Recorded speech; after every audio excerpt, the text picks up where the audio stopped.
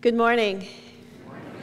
Today we begin our 2012 series for the year, and it is called Dreaming Community.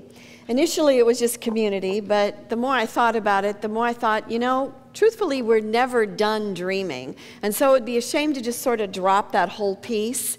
And once we manifest a dream, we have another dream. And the truth is, if we don't have a dream, we're not alive. We need dreams to keep us going. And we are co-creators of God. We are constantly creating the world. We're constantly creating our lives. We're constantly reinventing ourselves. So we're going to carry on that theme with community, and I'll elaborate more on that as we move into this talk. 2012 has been called many things. It has been called the dawning of the age of Aquarius. It has been called the Great Shift. And when I look at all these words, all these slogans that go with 2012, I ask, what does this all really mean? And I think that it's time for us all to begin to incorporate and live the teachings of some of the great masters that have lived over the last couple thousand years. Jesus and Buddha, Lao Tzu, and we know the teachings, part of having the internet and this incredible world we live in, we have access to some of the most high teachings that there are in the world. We have access to the mysteries that have been on this planet forever. So intellectually, we know them. We pretty much know them. And now I think what's happening is we're being called to practice them, to live them, to own them, to make them part of who we are. Things like when Jesus said, love the Lord your God with all your heart, with all your strength, and with all your mind, and to love your neighbor as yourself. Why? Because your neighbor is yourself, right? We believe that the Spirit of God indwells all beings, and we're moving from a consciousness, I think, of separation and ego to an awareness of who we are. Jesus also said, and many other teachers also, do unto others as you would have them do unto you. That is the golden rule, and we'll find it in every religion. And again, the premise behind that is, why would I want to do unto others as they would do unto me? Because you're me, because we're each other, because we are all spiritual beings. And yes, we have separate bodies and skin and all that, but we're connected by soul and by spirit. This great shift that is happening means that, and I know we don't do it in this room, but it means that we are giving up looking for a Messiah to come and to save us, or we're done looking for one great leader that's going to show up and show us the way, because the truth is, we show each other the way. It's in you, it's in me, it's in community, and this is the Great Awakening. Charles Fillmore said, the second coming will not come with, trumpets and clouds and a chariot and Jesus coming in, but rather the second coming will happen when every single person, when all of humanity awakens to the truth of their Christ nature. That is the second coming. So it's not like some of us get there and the rest of us don't, or like there's 144,000 that get there and the rest of us are like, oh well. We either all wake up and we go there together, or we don't go at all. So the great shift is one of awakening and practicing our teachings. I think it's important that we look to community this year, because of the changes that are happening in the world, and to connect with our neighbors, with our families, with our fellow members of our spiritual community. Because it is in community that we are changed, and it is in community that we are influenced.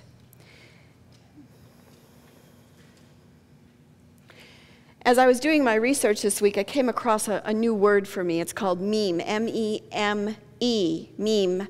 And it's about evolution, biological evolution, but it's also about cultural evolution and change, and how, again, how we influence each other in that. And an example that I heard was, think about how things have changed. One way to look at it is maybe like if you had a time machine and you went back to, you know, like 1965 or something. And if you were in a time machine and you went back to 1965 and you were a woman and you wanted to go to med school, the percentages of women in med school back then were about 1%. Today, it's at 50%. Why did it change? Because the culture shifted, yeah? And not to single anybody out, but smoking used to be the common norm, was it not? In the 60s, in the 50s, and before that, it was like everywhere you went, people smoked. It's what we did. And then somehow it began to shift and change. And I think we're in another big pulse, if you will, a big place of awakening and living our teachings across all religions. So last year, when I came up with the theme for 2011, it was inspired by Carly Simon's song, Let All the Dreamers Wake the Nation. And it's a great song, you know, the choir can sing it, it's a wonderful song. And unfortunately, the song that inspired this year's theme was from the TV sitcom in the 1970s called Cheers. The one, you know, the bar in Boston. And the song, you know, it just kept going through my head, and I'm like, I think that's the theme. I know it's weird, but I think it's the theme. Not that we're going to be serving drinks in the narthex after church, but the line that I like is, sometimes you want to go where everybody knows your name, and they're always glad you came. I mean, who wouldn't want that? You know, it's like, hey, you're here. It's so great to see you. I'm so happy to see you. And everybody knows you and knows your name. One of the steps toward the end of last year that we were using in the Dream series was forming dream teams. And I know that some of the teams are still together and they've become best friends, and I know some teams dissipated quite rapidly. But something happens when we share our dreams with one another in community. It's like when we come together in prayer, there's a sacred experience that happens. Jesus said, whenever two or more are gathered in my name, there am I in the midst. Now, he wasn't talking about himself. He was talking about the consciousness of the Christ. He was talking about the consciousness of spirit. Whenever we come together in a sacred way, when we come together in prayer, when we share our deepest dreams, when we come together in ritual, then a third entity, in a sense, is created. And that is, I think it's love. The Christian terminology would call it the Holy Spirit, which is the movement of God. It's the Spirit, it's the breath of God. And that's what happens when we come together in worship. A sacred partnership, a sacred relationship is formed. So I'm wondering how many different communities you have been involved in your life. We've had the communities that we were born into, our hometowns, school, college, our work is a community, our families are a community, musicians are a community, there's an acting community, there's different communities, an astrological community. So there's communities pretty much for everything that you want to get involved in. And the truth is that we used to spend our lives in one town, right? And that was our community. And we knew who our parents were and our grandparents, and there was a positive and a negative to that. The positive was, you know, you were embraced by your community. The negative was there were some limitations that might have gone along with that, because you may have been judged by your brother or your sister or your parents or whatever. And sometimes we need to break out of that community and form a new one so that we can establish new patterns in ourselves as well. It's like when Jesus went home and was teaching and preaching and healing, and everybody's like, who is that guy? Is that Joseph's son? I mean, isn't that Mary's kid? you know, basically it was like, who does he think he is, you know, to be up there teaching and preaching and healing? And he wasn't able to perform many miracles or healings in that town because they couldn't get past that barrier or that pattern that they had seen him in as being Joseph's kid. So sometimes in order to break out of old patterns, it means we need to leave home. And the truth is, we are descended from people who have left their homes. We are a nation of immigrants. Our ancestors wanted a better life. And for African Americans, you were dragged here to this country and pulled away from your home. And when we move, we have a loss of community. So just as an experiment, how many of us here in this room are not from the state of Washington? How many are not? Holy. Okay. All right, how many are from Washington? It's probably about 50-50, 60-40 maybe not being from Washington. So when we move, we leave our communities behind. The good news is we get to choose our community and we get to start all over again, although we do recognize that wherever we go, there we are. We take ourselves with us, right? And so we get to choose our communities and we get to choose what kind of influence not only do we want to experience, but what kind of influence do we want to have? So I was reviewing some of my experiences with community, and I was raised in the northwest side of Chicago, and my parents moved into our house a week before I was born, and they lived there until I was 20. So I had this really strong sense of community. My father grew up in the neighborhood in which I was born, so when I went to school, I had his teachers, and I had my brother's teachers, and my aunt's teachers. And I was like, oh boy, another Lindvig is here, you know. And it was like growing up in a small town, even though I grew up in a city, and our street was 1 block long, Bingham Street. And so we sort of felt a little like we were on our own, because we were this 1 block street. And we were very connected, and again, it was the 60s. So when you're a kid, you can go out and play, and nobody has to watch you. You're pretty safe, just come home when the street lights go on. And what I recognized is the strength of that community, the strength of my neighbors, I think, healed me, because my home life was very chaotic. I had a very violent father at a very violent home.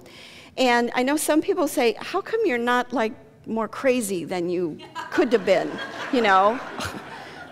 Considering what you were, and I honestly think it's because of the community that surrounded me. Now, it's not that anybody knew what was going on at home or anybody was stepping in to help me, but the idea was that I could go out and I could play, and I could have fun, and I could connect with all these people, and it became a stabilizing point for me. It became my community and my healing.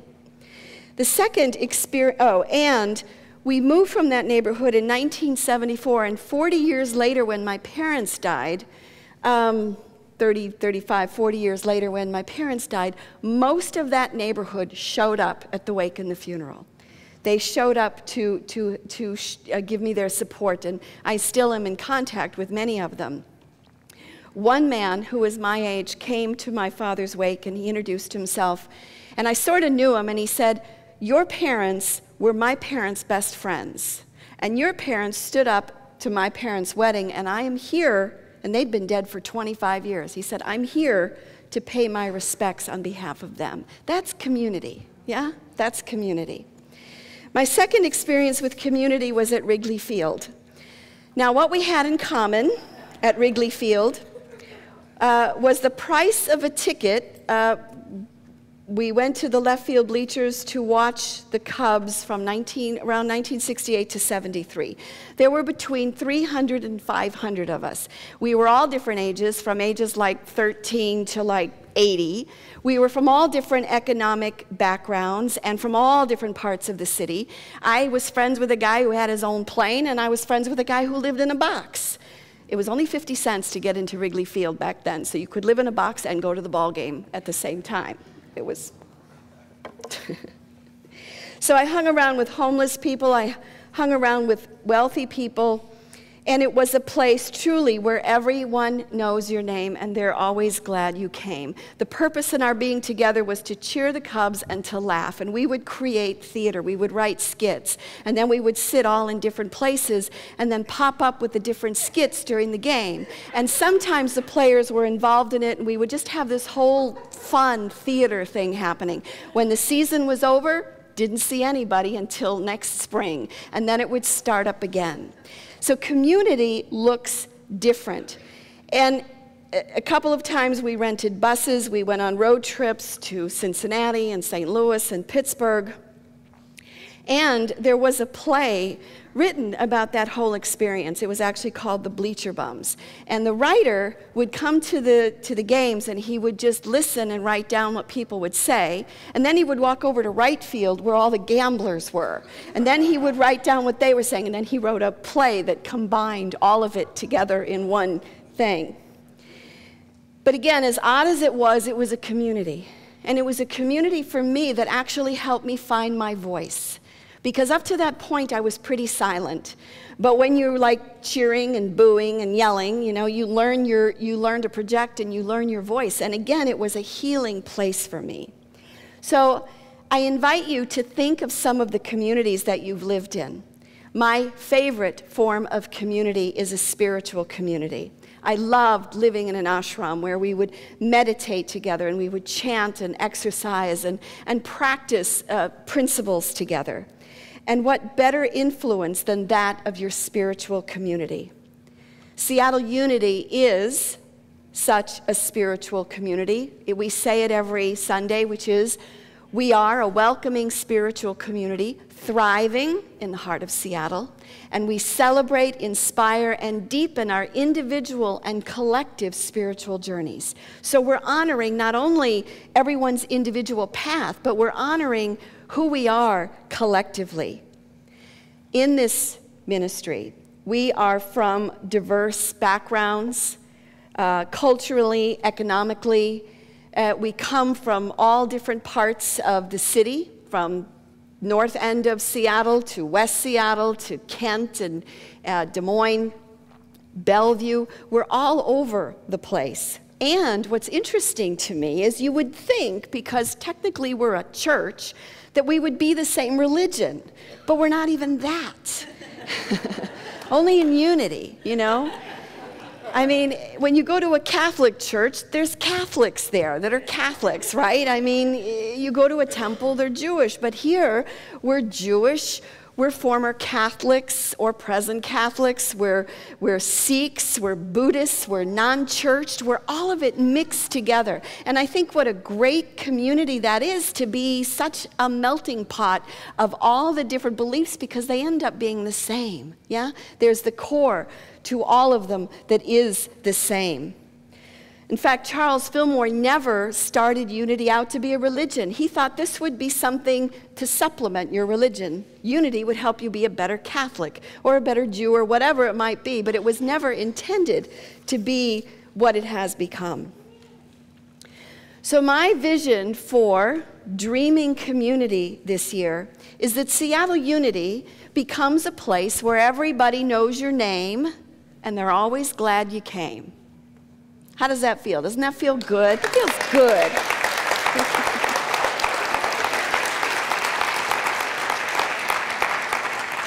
It's a place where we practice truth principles, and we do that by showing up at our classes and our workshops. We do it by volunteering and getting to know each other, and we do it by treating one another with loving kindness and compassion. I have gone to church since I was 4 years old. It was just something that I had to do. And what I loved most about spiritual community was the singing and the worship, because something magical happens. Again, it's back to that third, what Jesus said, when two or more are gathered, there's that experience of something sacred and holy that is bigger than who I am individually and who you are collectively. There's something magic that begins to happen. I see it with the chaplains all the time. This doesn't mean that every dream or every wish or every prayer that we have comes true, but you have people there who will support you if you fall, like when we sang Lean on Me. So the thing about being in community and dreaming in community is that it means being seen and being heard.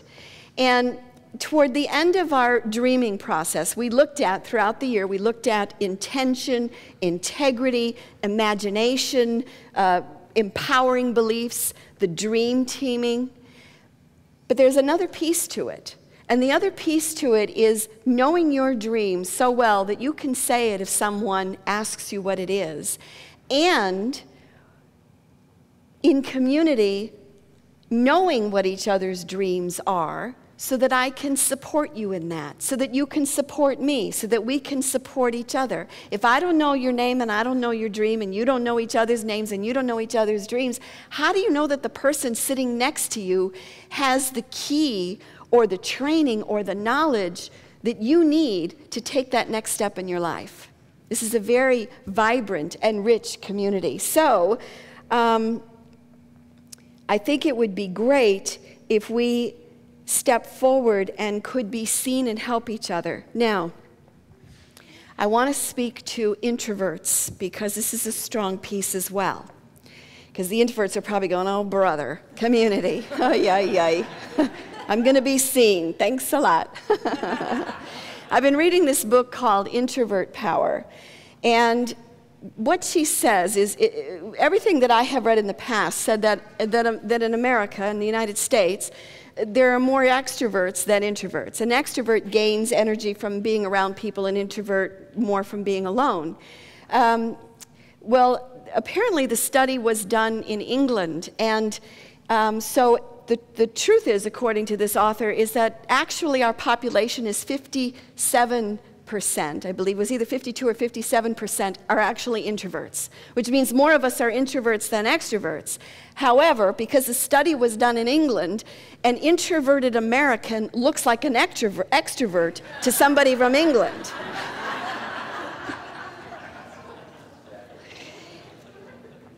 And there's a place in community for introverts. There's a place, in fact, you're needed. You're needed because the introverts have, while the extroverts are figuring things out as they're talking and interacting, the introverts are listening from a deep place within themselves and bringing that wisdom to each other. And it's really needed and it's really important. And we can come together as introverts in community as well, through prayer, through meditation, through silence, through our Wednesday night service. We have lots of opportunities for that as well.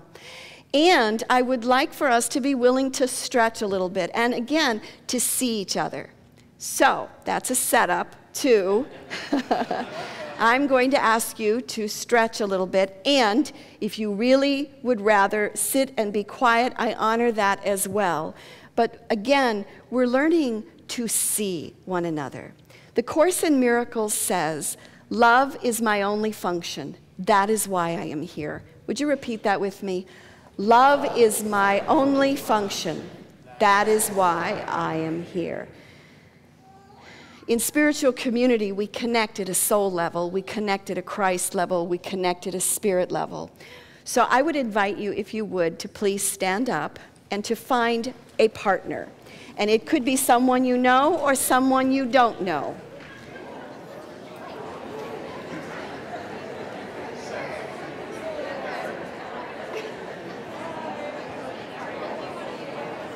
And introduce yourselves. If you don't know each other, introduce yourselves. Tell each other your name. And then stop. Abby, do you need a partner? Abby needs a partner if somebody is by themselves. Abby has got somebody. Okay, so what I would like you to do is look at your partner. Look your partner in the eye. I know this is a stretch.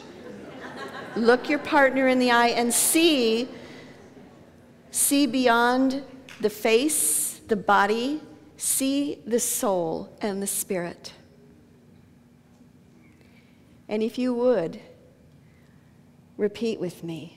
Love is my only function. That is why I am here. Love is my only function. That is why I am here. Love is your only function. That is why you are here.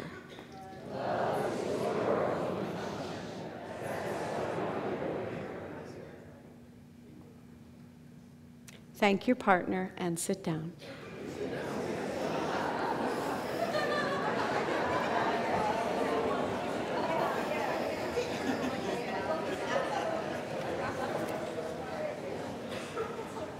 Thank you for doing that. We're going to do more of that.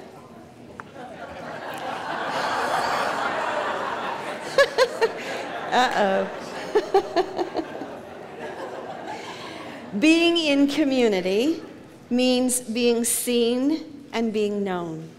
It is being loved and being accepted, being treated with loving kindness and compassion, calling each other to a higher place. It means being in a place where everybody knows your name and they're always glad you came. This is the time of the great shift in community.